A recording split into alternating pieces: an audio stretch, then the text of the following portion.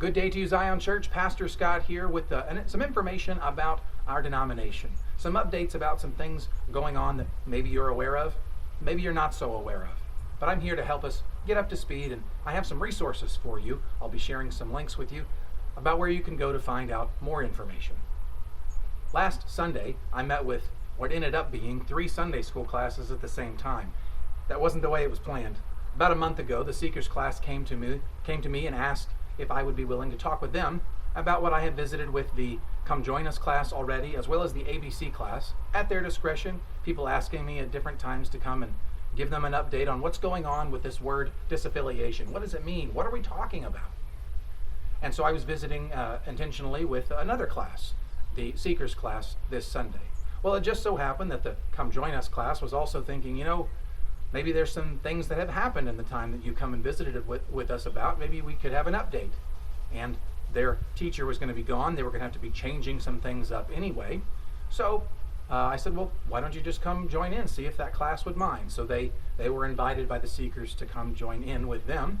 And that meant that the setting was too big for as many people. So we had to move downstairs. Well, that displaces the college age class where they have been meeting whenever they can gather. And so we just invited ourselves into their space and said, why don't you join our conversation? And so they did. So it ended up being 3 Sunday school classes, but that all came together from one Sunday to the next. It was supposed to be just another Sunday school class meeting where I'm talking with them about what that class is interested in knowing. I've been doing this as classes have seemed interested, and I would be interested in coming to you and talking to you about your class interests if you need it. However, I think the best information I can give you I'll be providing in this video, as well as the accompanying links for you to click on and find out more information really that's better than what I can provide. And it will help you see what's going on, as well as begin to make decisions on your own as you should choose. So some people would wonder, what is disaffiliation and why are we talking about it? Well, there are certain people in the United Methodist Church who are troubled at some of the directions of the denomination. And to be sure, I can say that there are some troubling things that happen and that occur in the denomination. What would that mean for one church over another? May be different. There are churches who are local to us who have disaffiliated from the United Methodist Church and are no longer a part of our denomination. Many churches who are choosing to do that tend to go independent. Some churches are choosing to join in with another denomination. The truth is, there's another Methodist denomination that started in May of this year, the Global Methodist Church. And they are appealing to the more traditionalist side of the United Methodist Church and saying, listen, if you have some of the same problems with the denominations, the United Methodist denomination, that we do, maybe you would be interested in joining us in this new Methodist venture. That's causing some trouble for people in the United Methodist Church. Well, what if they're not unhappy with us? Why should they go anywhere? So they have kind of put out some of their own resources in response to that.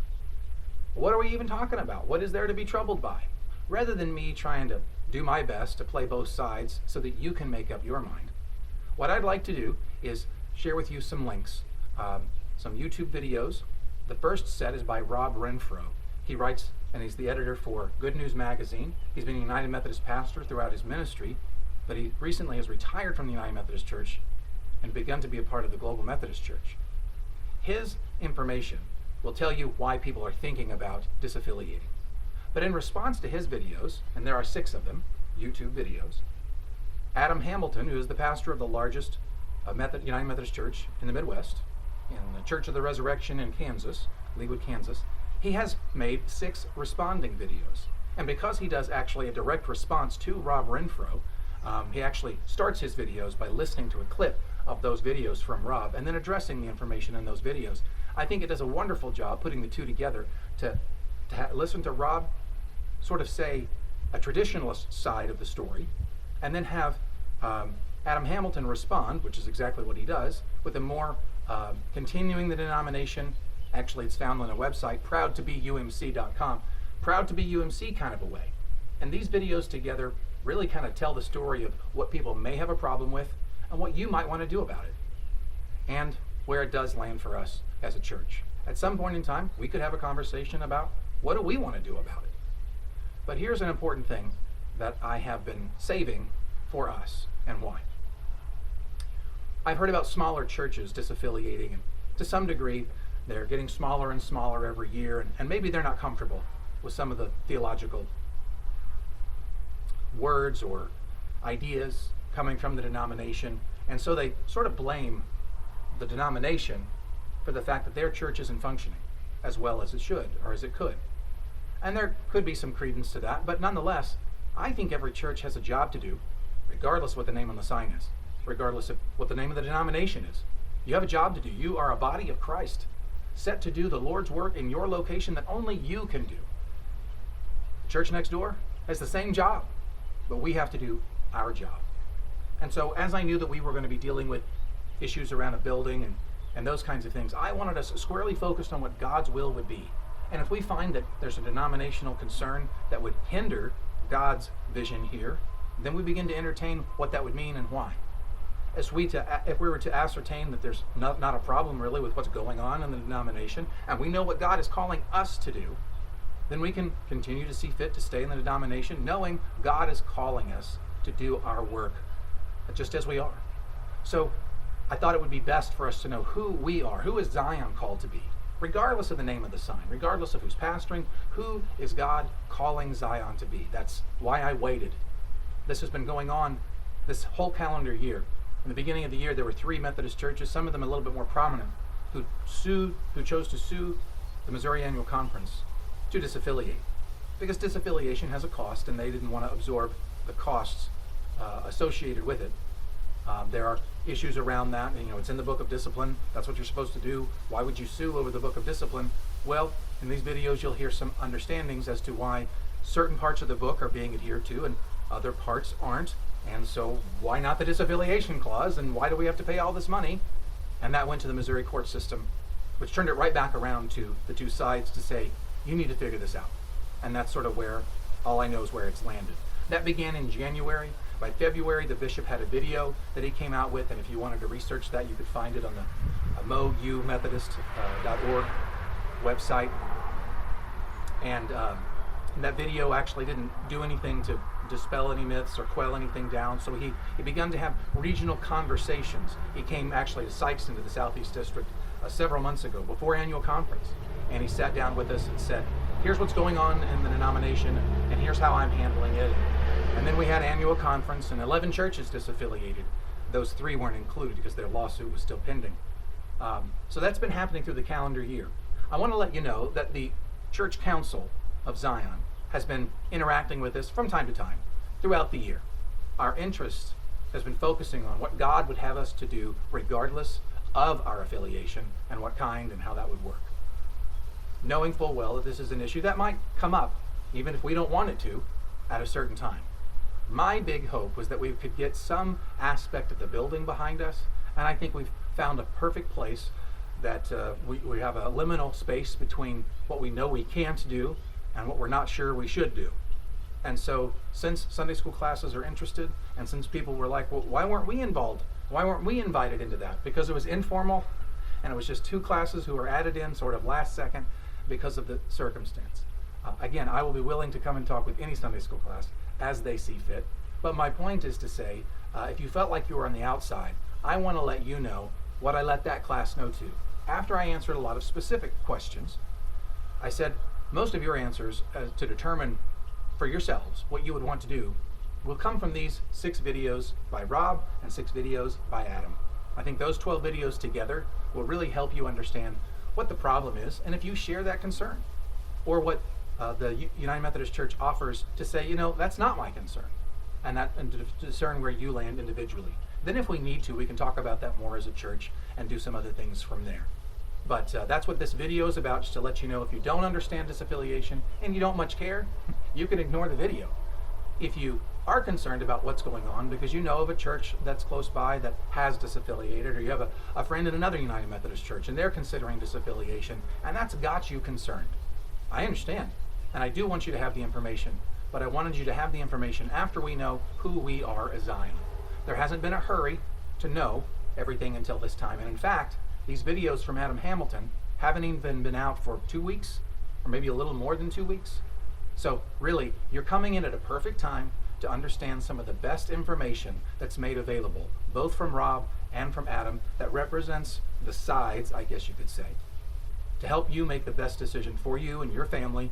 And then we bring that back to Zion in time, if need be, in order to have that discussion.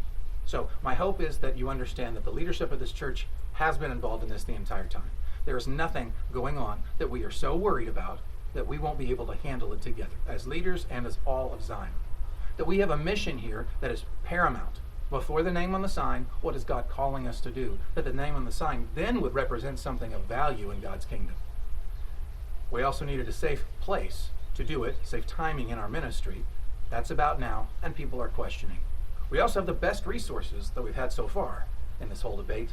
So take these web links. The first one will be for a video to Rob Renfro. I would encourage watching him first because Adam Hamilton responds to him. Then go directly to Adam's video. I think if you get the right YouTube link, it'll just go into the next video by Rob and the next video by Rob. But I would encourage you to go one at a time and then allow Adam to respond to Rob. And then maybe hit pause. See what you think. The videos can range on Rob's side to 20 to 25 minutes. The videos on Adam's side, most of them are less than 20. One of them is 8 minutes, except for the last one. He is at the end of a leadership institute that his church hosts every year, and he decided to tackle this topic in that situation. In some of it, he rehashes what he's talked about in the previous videos. And then at the end, he has some surveys, even a live survey he does on the screen. And so that one is an hour and a half long. So it's going to take some time to get through all of them. But you take a look at them and see what you think, and then we'll have conversations deeper on. Should you have any questions, of course, always reach out to me. You can call me at the church, 573-243-8025. You can send me an email, pastorscott@ziongordonville.com. Talk with me at church. I won't have a whole lot of time to visit with you on the topic unless we plan it ahead of time at church on Sunday.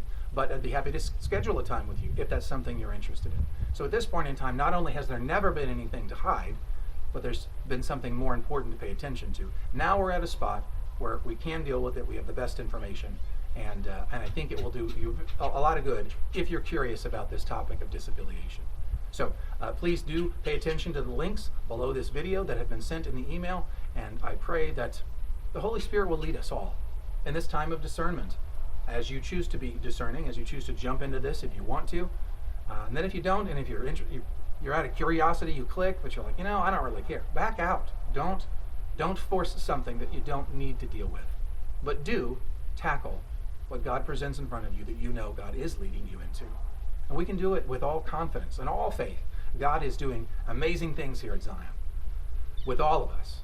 And I expect God to continue to do that, no matter what the future holds. So please, if this is of interest to you, take a look at those links. I'll be providing a link for Rob's first video and then Adam's first video. You should be able to find the rest from there. But then I found an easy resource for Adam's videos. It's called proudtobeumc.org, I think, or .com. Anyway, I'll send that link in there too. His videos may be easier to find there than just generally on YouTube. So anyway, I hope this message finds you well. I hope you're not too disconcerted about the topic. I know I'm not. God will lead us. I'm confident in whatever the decision will be, we'll be doing God's will. And because of that, I'm very confident in the future and God's future for us.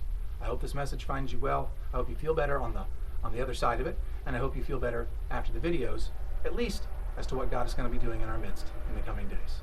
Blessings to you, and we'll talk again soon.